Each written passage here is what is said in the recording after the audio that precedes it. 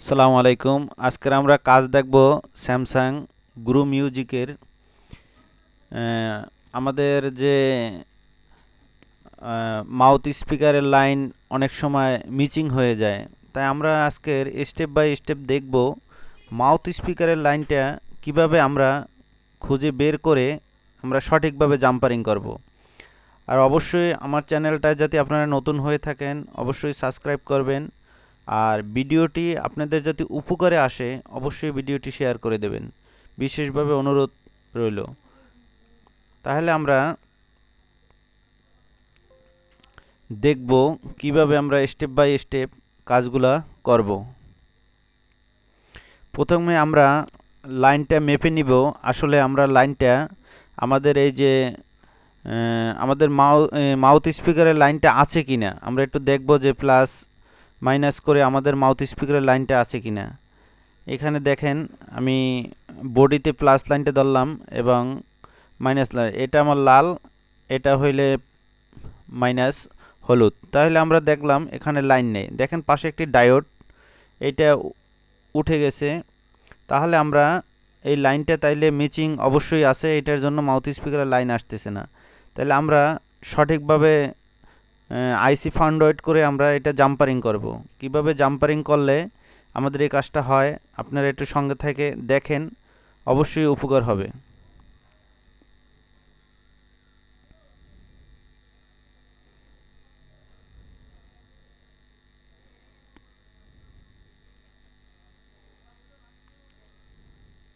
দেখেন আমি এখানে একটা আইসি ছিল, এইখানে আমি প্লাস লাইন পাচ্ছি, কিন্তু এখান থেকে আমি যদি প্লাস লাইনটা টানি তাহলে মাউথ স্পিকারটা শস্য শব্দ করবে। স্যামসাংয়ে একটা সমস্যা, মাউথ স্পিকার 100% যদি জাম্পারিং না হয় তাহলে কিন্তু কথা আপনি শস্য শব্দ করবে।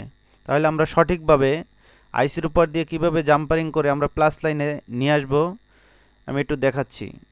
প্রথমে আমরা এই আইসিটা আমরা প্রথমে এই যে ডায়োডটা দেখা যাচ্ছে এইটার মাথায় হলে প্লাস লাইন, এইটার আমি একটু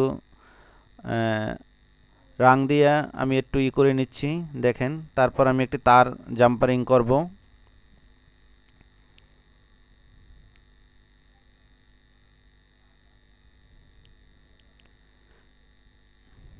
দেখেন তারটি জাম্পারিং করা শেষ হলো।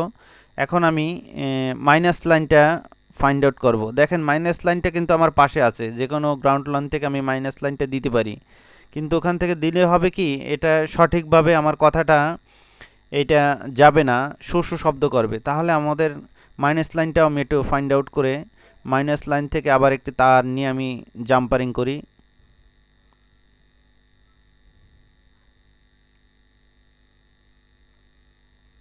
দেখেন এখানে আমাদের দুইটি ডায়োড আছে, একটি ডায়োড কিন্তু ভাঙা, আর একটি ডায়োড আছে।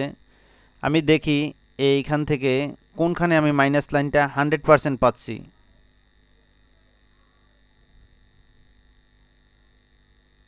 দেখেন দুইটো ডায়োডের মাথায় থেকে আমি লাইনটা জাম্পারিং করে আমি মাইনাস লাইনটা দিব।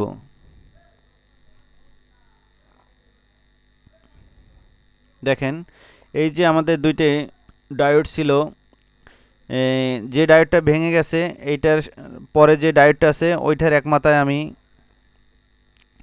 রাং দিয়ে ওইখান থেকে আমি একটি তার টানবো। দেখেন আমার জাম্পারিংটা শেষ হলো। অবশ্যই আপনাদের এভাবে যাতে কাজটা করেন অবশ্যই আপনাদের উপকারে আসবে। আর আমার ভিডিওটি যদি ভালো লাগে অবশ্যই আমি আবার অনুরোধ করছি আমার চ্যানেলটি সাবস্ক্রাইব করবেন। ধন্যবাদ।